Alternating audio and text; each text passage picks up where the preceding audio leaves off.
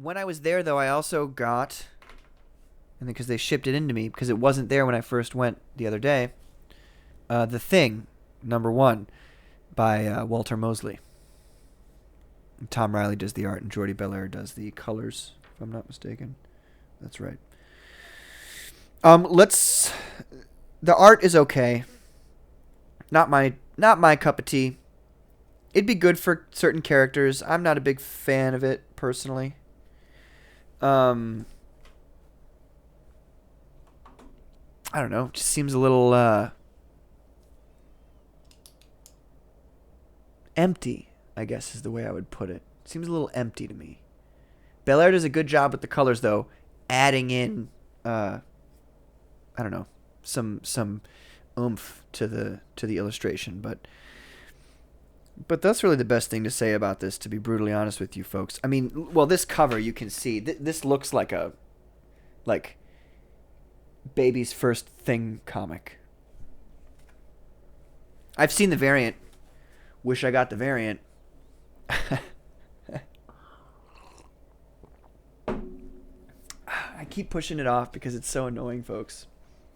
Walter Mosley. So let's talk about Walter Mosley, shall we? This is a guy who writes a lot of detective novels.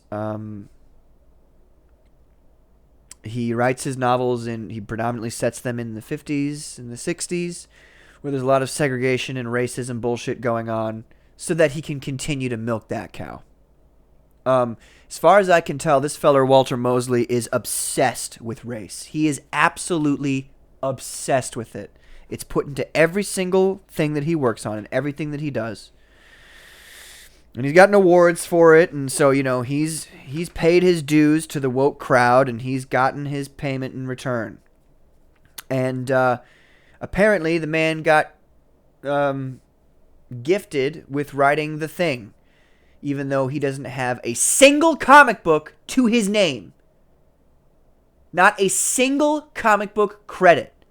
But they just throw this guy onto one of the most beloved characters of all time's solo run here. John Byrne would be rolling around in his grave right now.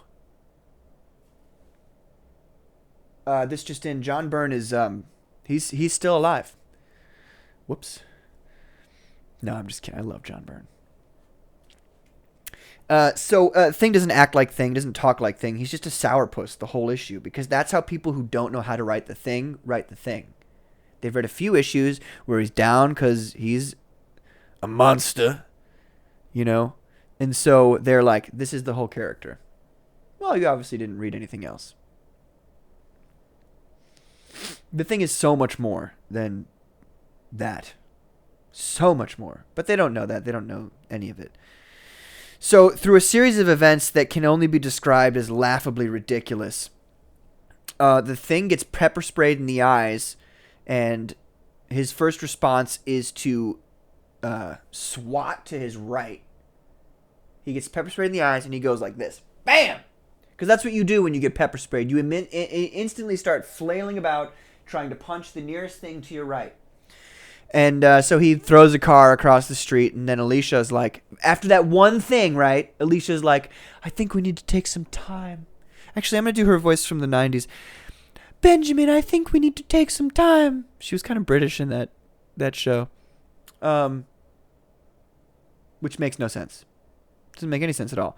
So now the Thing is conveniently single for this issue, which is so stupid. That the guy couldn't, because he literally goes, he talks about this story as if it happened a long time ago, years ago, he says, in Brooklyn, New York. Well, then why didn't you choose a year where he wasn't dating Alicia? It's right in front of you. The answer to your question. You just don't put him in a year where he's dating Alicia.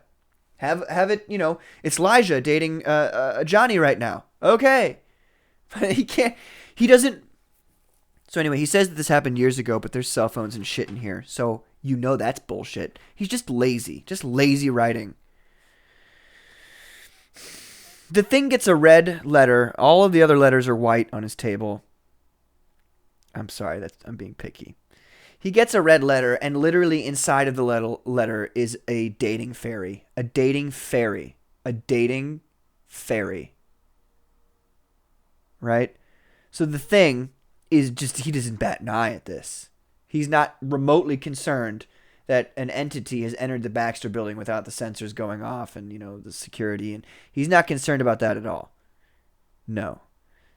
This fairy's like, yo, we want to make you our perfect study. We gotta set you up with somebody perfect. And Thing says, I'm going to sleep, which is exactly what I would have said. And then gone like this. Squished her. So he has a dream about everybody and everything dying. And immediately after this dream of horror and death and brutality and gruesomeness, he signs up for a dating website. A magical dating website. So that all makes sense too. That's when I wake up in a sweat and I literally hop out of bed and go to the window holding my head like, oh, that was such an awful dream. I really need to join Match.com.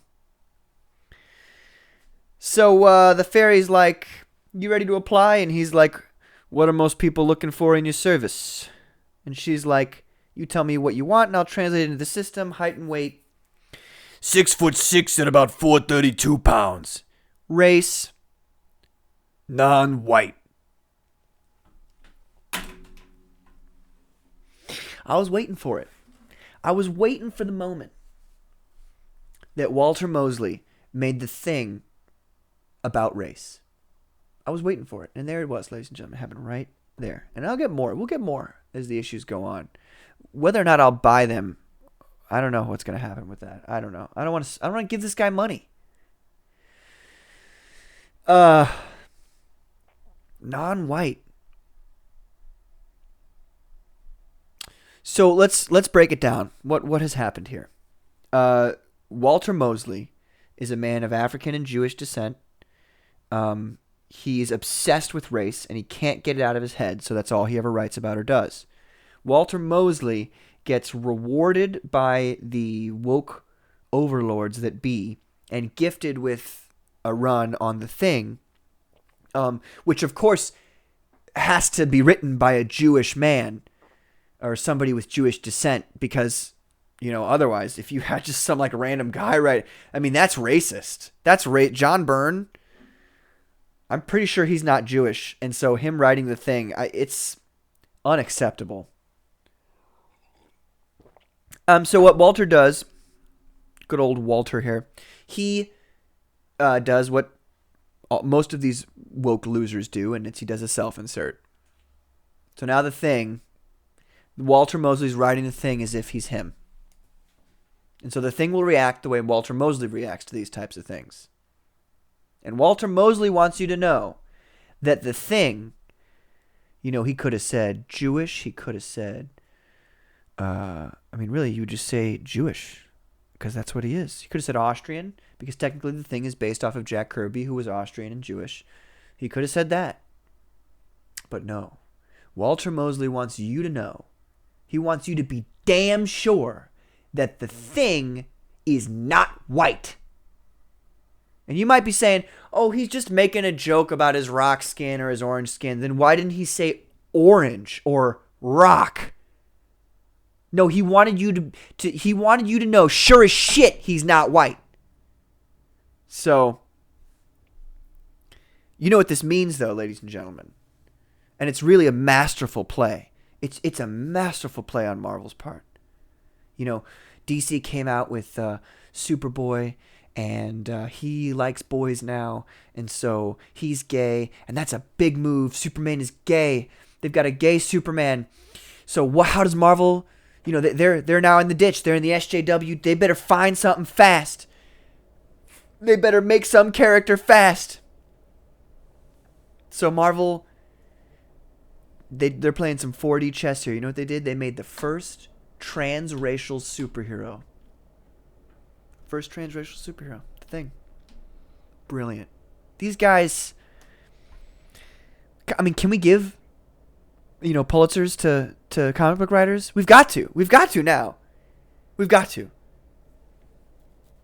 So yeah. You just can't escape it these days, can you?